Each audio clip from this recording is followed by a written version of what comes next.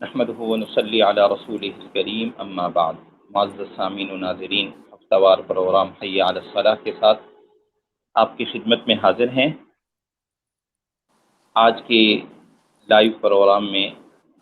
جو ہمارے معزز مہمان ہیں وہ ہمارے بہت ہی مخلص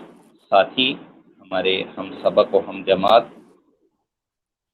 حضرت مولانا مفتی محمد شعیب صاحب، جامعہ دارالعلوم صفہ، جو کراچی میں ایک ممتاز نام ہے جامعہ کا، وہاں کے محتمم صاحب کے بیٹے ہیں یہ ماشاءاللہ، جامعہ دارالعلوم کراچی کے فاضل متخصص، اور اس وقت ہانگ کانگ کے اندر ایک اسلامک سینٹر میں بڑی مسجد کے اندر امام و خطیب ہیں۔ اللہ پاک ان سے دین کا خوب کام لے رہے ہیں۔ حضرت السلام علیکم ورحمۃ اللہ وبرکاتہ۔ وعلیکم السلام ورحمۃ اللہ وبرکاتہ۔ امید ہے مزاج گرامی بخیر ہوں گے۔ ماشاءاللہ، الحمدللہ، اللہ کا بڑا کرم، اللہ تعالیٰ آپ کو خوش رکھے۔ بھائی مولانا محمد ریاض صاحب، آپ کا شکریہ، آپ نے مجھے موقع دیا گفتگو کرنے کا، جزاکم اللہ شکراً۔ آپ کا شکریہ، آپ کے تمام احباب کا شکریہ، درسقرآن.com کا شکریہ۔ جی بارک اللہ بارک اللہ۔ پروگرام کی طرف بڑھتے ہیں آگے۔ حضرت مولانا مفتی صاحب، آپ سے پہلا سوال یہ ہے کہ عموماً غیر مسلم نماز کے متعلق سوالات کرتے ہیں، جن میں سے ایک ان کا مشہور سوال یہ ہے کہ مسلمان ایک دن میں 5 نمازیں پڑھتے ہیں، وہ 4 یا 6 نمازیں کیوں نہیں پڑھتے؟ اس پہ ذرا روشنی ڈالیے۔ بسم اللہ الرحمن الرحیم، نحمدہ ونصلی ونسلم علی رسولہ الکریم، اما بعد۔ یہ بڑا اچھا سوال ہے، اور عموماً اس سوال کا تعلق غیر مسلم افراد کے ساتھ ہوتا ہے۔ میں چونکہ یہاں ہانگ کانگ میں پچھلے 8 سال سے دعوت اسلام کے حوالے سے مختلف غیر مسلم ڈیلیگیشنز اور گروپس اور لوگوں سے ملتا جلتا رہتا ہوں، بلکہ یہاں جس سینٹر میں ہوں، یہ سینٹر ہانگ کانگ کا biggest and largest Islamic centre ہے، تو اس میں آئے روز کافی بڑی تعداد غیر مسلموں کی آتی رہتی ہے، اور وہ یہاں پر یہی سوال کرتے ہیں جو سوال ابھی آپ نے پوچھا ہے۔ وہ جیسے آپ نے سوال کیا کہ ہم مسلمان 5 ٹائم نماز پڑھتے ہیں، why not 6 time and why not 4 time? ہم 6 ٹائم، 7 ٹائم، 3 ٹائم، 4 اوقات کے اندر ہم کیوں نماز نہیں پڑھتے؟ ہمیں مسٹ بھی 5 ٹائم نماز کیوں پڑھنا ہوتا ہے؟ تو اس کا جواب اگر ہم سے کوئی مسلمان پوچھے گا تو ظاہر ہے ہم اس کا جواب یہ دیں گے کہ یہ قرآن کا حکم ہے، یہ حدیث کا حکم ہے، اللہ کا حکم ہے، رسول اللہ صلی اللہ علیہ وسلم کا حکم ہے، اور ایک مسلمان کا فرض یہ ہے کہ وہ اللہ اور رسول کے حکم کے سامنے سرنڈر ہو جاتا ہے، سر جھکا لیتا ہے، وہ ریزن اور لاجک کے اندر نہیں جاتا۔ اور یہ ایک مسلمان کو جب ہم سوال کا جواب دیں گے تو اس طرح دیں گے، لیکن اس میں کوئی شک نہیں ہے، نو ڈاؤٹ کہ اسلام کا کوئی بھی حکم حکمت سے خالی نہیں ہے، اور ہمارے بزرگوں اور ہمارے اکابر حضرت تھانوی رحمہ اللہ کی تو باقاعدہ کتاب ہے احکام اسلام، عقل کی روشنی میں، عقل کی نظر میں۔ اسی طریقے سے اور بھی ہمارے بر صغیر پاک و ہند کے علاوہ عرب کے علماء کا بھی یہ اس پر اتفاق ہے کہ اسلام کا ہر حکم حکمت پر مبنی ہے، اسلام کا ہر حکم کے پیچھے ایک لاجک اور ایک ریزن موجود ہے۔ تو یہاں پر یہی سوال جب ہم سے کرتے ہیں تو میں اس کے جواب کی طرف آتا ہوں شارٹ کٹ طور پہ، کہ ہم مسلمان 5 اوقات کی نماز جو پڑھتے ہیں اس کے پیچھے حکمت ہے، اس کے پیچھے حکمت یہ ہے کہ اللہ اس دن کا، اس رات کا، اس دوپہر کا، اس شام کا، اس سورج کے آنے جانے کا، سن سیٹ ہونے کا، سن رائز ہونے کا، سورج کے طلوع ہونے کا، سورج کے غروب ہونے کا مالک اللہ ہے، اور یہ ہمارا ایمان ہے، ہمارا یقین ہے۔ تو یہ جو اوقات کی تبدیلی ہے، یہ جو دن اور رات کی تبدیلی ہے، اس تبدیلی کا بڑا تعلق 5 اوقات کے ساتھ ہے۔ تو ہم ہر 5 اوقات میں وقت کی تبدیلی کے وقت، ایک وقت سے دوسرے وقت جاتے وقت ہم سر بسجود گر جاتے ہیں اللہ تعالیٰ تعالیٰ کے سامنے سرنڈر ہو جاتے ہیں اور نماز پڑھ کے ہم اللہ تعالیٰ کا شکر ادا کرتے ہیں اور ہم عبدیت کا اظہار کرتے ہیں کہ یا اللہ تیرا شکر ہے کہ تم نے ہمیں یہ والا ٹائم بھی، یہ والا وقت بھی عطا فرما دیا۔ اب آئیے میں ہر نماز کے پیچھے ایک حکمت بیان کرتا ہوں کہ فجر کے وقت ہم عموماً نماز اٹھتے ہیں اور ہم پوری رات نیند میں ہوتے ہیں، اور نیند کی مشابہت موت کے ساتھ ہے۔ جس طریقے سے ایک موت والے آدمی کو کچھ پتہ نہیں ہوتا کہ باہر کیا ہو رہا ہے، ایون اس کے سامنے کیا کچھ ہو رہا ہے، اس کے آس پاس کیا کچھ ہو رہا ہے، اسے پتہ نہیں ہوتا۔ اسی طریقے سے ایک آدمی جب موت کے اندر چلا جاتا ہے اسے بھی کچھ پتہ نہیں ہوتا، اسے بھی کچھ شعور اور کچھ پتہ اور کچھ احساس نہیں ہوتا۔ سیم اسی طریقے سے جب پوری رات ہم نے نیند میں گزار لی، اب اللہ رب العزت نے رات کے بعد ہمیں نیا چڑھتا سورج عطا کیا، دن عطا کیا، تو یہ جو دن کا آغاز ہوا، یہ جب سن رائز ہوا، ہم اس سے پہلے ہم فوراً آ کر اللہ تعالیٰ کے سامنے آ کر جھک گئے، یا اللہ تیرا شکر ہے کہ تو نے رات عطا کی تھی، ہم سو گئے تھے، یہ موت کے مشابہت تھی، لیکن آپ نے نئی زندگی عطا فرمائی۔ تو یہ نئی زندگی کا جیسے آغاز ہوا دن کے داخل ہونے کے لیے، ہم نے فوراً فجر کی نماز ادا کر اللہ کا شکر ادا کیا۔ یہ حکمت ہے فجر کی نماز کے پیچھے، یہ ہے فرسٹ پریئر جو ہم پرفارم کرتے ہیں۔ اب آئیے میں دوسری نماز کی طرف آتا ہوں کہ دوسری نماز ہم پڑھتے ہیں آفٹر نون ٹائم پہ، دوپہر کے وقت میں، کہ دن کا ایک حصہ گزر چکا ہے، اب دوپہر اور ظہر کا وقت داخل ہو رہا ہے۔ اب جب ایک حصہ وقت کا چلا گیا، ایک دوسرا حصہ وقت کا آیا، ہم پھر اللہ تعالیٰ کے سامنے شکر ادا کرنے کے لیے اور اللہ تعالیٰ کے سامنے عبدیت کا اظہار کرنے کے لیے دوبارہ ہم اللہ تعالیٰ کے دربار میں سر بسجود ہوئے، اور ہم نے کہا یا اللہ آپ کا شکر ہے کہ آپ نے صبح عطا کی تھی اور اب ایک دوسرا وقت آ رہا ہے، اس دوسرے وقت کے داخل ہوتے وقت ہم نے دوبارہ شکر ادا کیا اور ہم نے ظہر کی نماز ادا کی۔ پھر جب یہ ظہر کا وقت ختم ہو جاتا ہے یا آفٹر نون ٹائم چلا جاتا ہے یا ہم ایوننگ ٹائم پہ چلے جاتے ہیں، پھر ایک نیا وقت داخل ہونا شروع ہوتا ہے۔ اس نئے وقت کے داخل ہوتے ہی فوراً پھر ہم دوبارہ تیسری نماز کے ساتھ آ جاتے ہیں اور عصر کی نماز ادا کر کے اللہ کا شکر ادا کرتے ہیں اور سر جھکا دیتے ہیں کہ یا اللہ یہ وقت لانا بھی آپ کے ہاتھ میں تھا اور یہ وقت بھی آپ نے عطا فرما دیا۔ اس وقت کی تبدیلی پر ہم آپ کے سامنے آ کر سر بسجود ہوتے ہیں، شکر ادا کرتے ہیں۔ پھر جب یہ عصر کا وقت گزر جاتا ہے، ایوننگ ٹائم گزر جاتا ہے، سن سیٹ ٹائم آ جاتا ہے، یعنی سورج کے غروب ہونے کا بالکل وقت آ جاتا ہے، ہم پھر اس وقت آ جاتے ہیں اور فوراً آ کر اللہ تعالیٰ کے سامنے شکریہ ادا کرتے ہیں کہ یا اللہ صبح سورج طلوع ہوا تھا، وہ بھی آپ کی مرضی اور حکم اور منشا کے مطابق تھا، اب سورج غروب ہو رہا ہے، یہ بھی آپ کی مرضی اور منشا کے مطابق ہے۔ ہم پھر چوتھی مرتبہ آ کر مغرب کی نماز ادا کر اللہ تعالیٰ کا شکر ادا کرتے ہیں۔ پھر جب یہ وقت گزر جاتا ہے، جب ہم رات کو سونے لگتے ہیں، جب ہم بستر پہ جانے لگتے ہیں، جب ہم اپنی تمام سرگرمیوں کا اختتام کرنے لگتے ہیں، ہم پھر اس وقت اللہ تعالیٰ کے سامنے سر بسجود ہو جاتے ہیں اور شکر ادا کرتے ہیں عشاء کی نماز ادا کر کے کہ یا اللہ یہ دن بھی آپ کے ہاتھ میں تھا، یہ ظہر بھی آپ کے ہاتھ میں تھا، یہ آفٹرنون ٹائم، یہ دوپہر، یہ شام، یہ مغرب، یہ عشاء، یہ رات کا آنا جانا، یا اللہ یہ سب تیرے حکم کے مطابق اس کی تبدیلی آ رہی ہے۔ تو جس طریقے سے وقت تبدیل ہو رہا ہے اس طریقے سے ہم اللہ کی طرف آ کر جھک کر نماز ادا کر رہے ہیں۔ تو عموماً ایک دن میں، ایک رات میں تبدیلی اوقات 5 مرتبہ ہوتی ہے، اس لیے ہم نماز بھی 5 مرتبہ پڑھتے ہیں۔ یہ ہے اس کے پیچھے حکمت جو ہم عام طور پہ غیر مسلم لوگوں کو اس ریزن اور اس لاجک سے ہم انہیں آگاہ کرتے ہیں۔ امید ہے یہ سوال کا جواب سمجھ میں آ گیا ہوگا۔ جزاک اللہ خیرہ۔ مفتی صاحب، اگلا سوال یہ ہے، نماز کے لیے پہلے وضو کیا جاتا ہے، تو شریعت کا ایک حکم ہے، لیکن اس میں حکمت کیا ہے کہ پہلے وضو کریں اور پھر نماز ادا کریں؟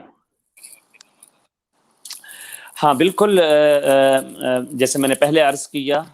کہ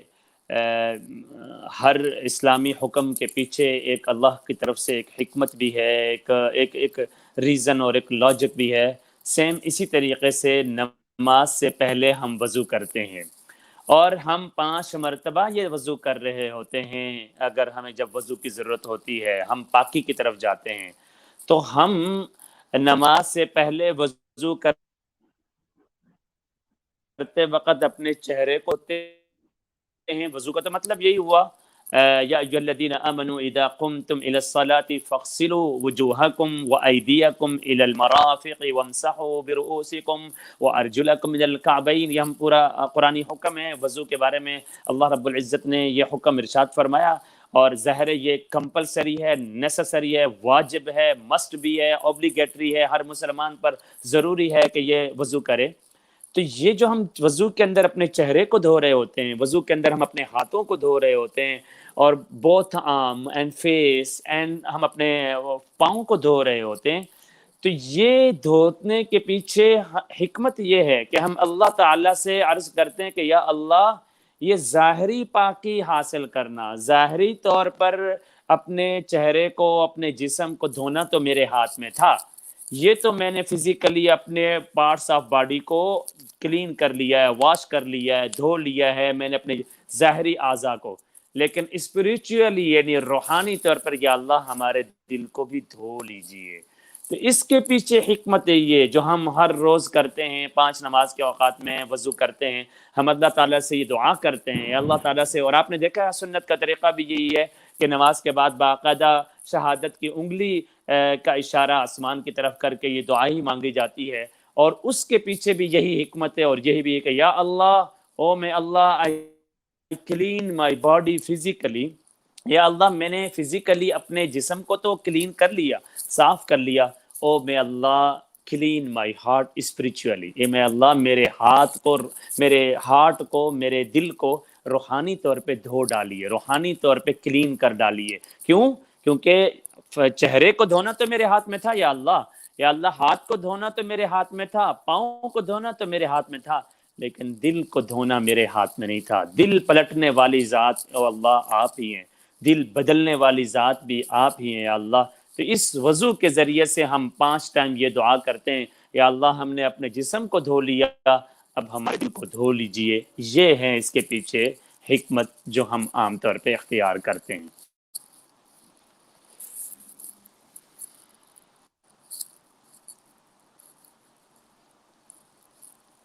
جی جزاک اللہ تعالی مفتی صاحب. اگلا سوال آپ سے یہ ہے کہ جب ہم نماز شروع کرتے ہیں تو مختلف رکوع سجدہ مختلف ارکان ادا کیے جاتے ہیں نماز کے, تو ان ارکان میں کیا پڑھا جاتا ہے؟ اور پھر جب ایک آدمی امام صاحب کے پیچھے نماز پڑھتا ہے تو اس ٹائم مقتدی امام کے پیچھے خاموش ہوتے ہیں, تو وہ خاموش کیوں ہوتے ہیں؟ کہ ذرا وضاحت فرما دیجیے. دیکھیں اس کے پیچھے بھی یہی حکمت کار فرما ہے کہ جب ایک امام نماز پڑھا رہا ہوتا ہے اور اس کے پیچھے ایک مقتدیوں کا ایک گروہ اور ایک طبقہ جماعت نماز پڑھ رہی ہوتی ہے, تو گویا ہم اپنے آپ کو خاموش رکھتے ہیں اور امام کو فالو کرتے ہیں, اور اپنی زبانوں کو بالکل بند کر دیتے ہیں, بات نہیں کرتے. نماز کے دوران ہم گفتگو نہیں کر سکتے, ہم نماز کے دوران ہنس نہیں سکتے, ہم نماز کے دوران کھا نہیں سکتے, ہم نماز کے دوران اپنے منہ کو کوئی حرکت نہیں دے سکتے, یعنی کوئی گفتگو کرنے کی. ہم اس کے ذریعے سے اللہ تعالی ہمیں ایک پریکٹس کروا رہے ہیں, ایک اللہ رب العزت ہماری ایک ٹریننگ فرما رہے ہیں, ایک اللہ رب العزت ہمیں ایک سبق دے رہے ہیں کہ جس طریقے سے تم نماز کے اندر خاموشی اختیار کر کے امام کو فالو کر رہے ہو اور مکمل اپنی زبانوں کو بند کیا ہوا ہے, اپنے منہ بند کیا ہوا ہے, اسی طریقے سے تم نماز کے علاوہ اوقات کے اندر بھی اپنی زبانوں کو بند رکھو. اب نماز کے علاوہ اوقات کے اندر بھی اپنی زبان کو کنٹرول کرو. You have to control your tongue like you are controlling your tongue in during the prayer time. کہ جس طریقے سے آپ نماز کے اندر اپنی زبان کو کنٹرول کر رہے ہیں, آپ کو چاہیے نماز کے علاوہ بھی آپ اپنی زبان کو کنٹرول کریں. کیوں؟ اس کے پیچھے وہی حکمت ہے کہ آپ بھی جانتے ہیں, میں بھی جانتا ہوں کہ ایک بہت بڑے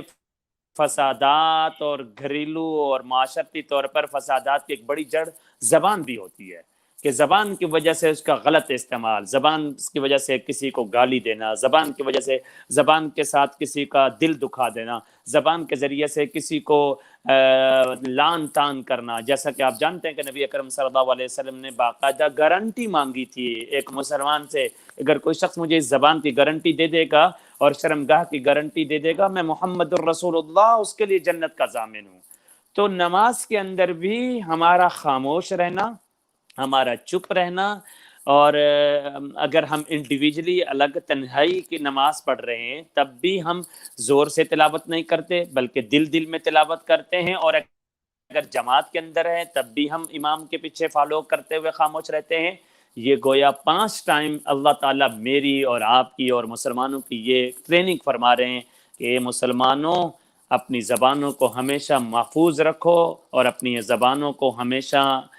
سلامتی کے ساتھ رکھو، اس کا غلط استعمال نہ کرو۔ ایک آؤٹ سائڈ نماز کے اندر بھی اگر آپ کوئی بات کرنا چاہ رہے ہیں تو پہلے یہ دیکھو کہ وہ بات صحیح بھی ہے یا نہیں، اگر وہ بات سچی ہے تو آپ اپنی زبان کو استعمال کرو، اپنی زبان کو کھولو۔ تو یہ ہے حکمت نماز کے اندر خاموش رہنے کی۔ جزاک اللہ خیرہ بھائی شعیب صاحب، وہ بے تکلفی میں بھائی شعیب صاحب، آخری سوال آج کا یہ ہے کہ جب نماز پڑھتے ہیں تو نماز کے جتنے بھی ارکان ہیں، افعال ہیں، قیام ہے، رکوع ہے، سجدہ ہے، قعدہ ہے، تو یہ تمام ارکان ادا کیے جاتے ہیں۔ ان ارکان کے ادا کرنے میں کیا پیغام اللہ تعالیٰ کی طرف سے ہے اور ان میں کیا حکمت پوشیدہ ہے، اس کی وضاحت بھی فرما دیجیے۔ دیکھیں، ایک تو رکوع ہو رہا ہوتا ہے، سجدہ ہو رہا ہوتا ہے، اور ہم عام طور پہ یہاں پہ غیر مسلموں کو یہ نماز کا باقاعدہ سین دکھاتے بھی ہیں، غیر مسلموں کو یہ طریقہ سارا دکھاتے ہیں کہ کس طریقے سے ہم نماز پڑھ رہے ہوتے ہیں، کیا ہمارا طریقہ ہوتا ہے اور کس طریقے سے ہم ان کو یہ ایک پیغام دیتے ہیں عام طور پہ غیر مسلموں کو کہ دیکھیں یہ ہمارا کھڑا ہونا، یہ standing position and then moving position and then going down and sitting position, کھڑا ہونا، نیچے بیٹھ جانا،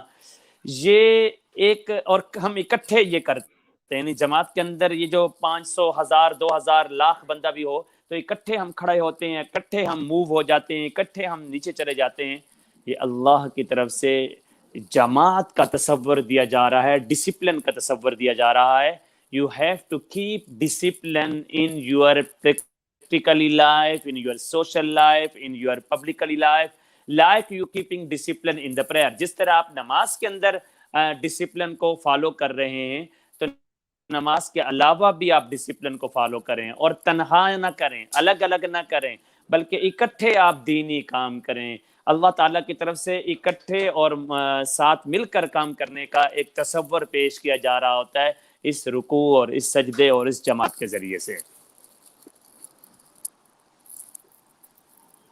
جزاک اللہ خیرہ۔ میرے خیال میں مفتی صاحب جو آپ نے ابھی اس کی حکمت بیان کی، ابھی انشاءاللہ آپ کل اور ہم ایک دن بعد نماز عید الاضحیٰ ادا کریں گے، تو اس نماز عید الاضحیٰ میں بھی یہی حکمت بہت غالب ہے، اس پہ آپ تھوڑی سی وضاحت فرمائیے۔ بالکل بالکل، جو مسلمانوں کی سیلیبریشن ہوتی ہے، مسلمان جو ایک عید مناتے ہیں، یہ عید ایک مسلمانوں کا تہوار ہے جس کو پوری دنیا دیکھتی ہے، اس کے پیچھے بھی یہی حکمت ہے کہ اللہ تعالیٰ، جیسا کہ ایک حدیث بڑی مشہور ہے، ید اللہ علی الجماع، اللہ کا ہاتھ جو ہے جماعت پر ہے، یعنی چند 2 4 بندے نکل جائیں اور وہ اپنا ایک شذوذ اختیار کریں، تنہائی اختیار کریں، یا اپنے کوئی فیصلے لینا چاہیں، اس پر اللہ کی برکت نہیں آتی۔ بلکہ ایک اور حدیث بھی سناتا چلو، وقت شاید آپ کا کم ہے، اور نبی اکرم صلی اللہ علیہ وسلم نے فرمایا ما رآہ المسلمون حسنا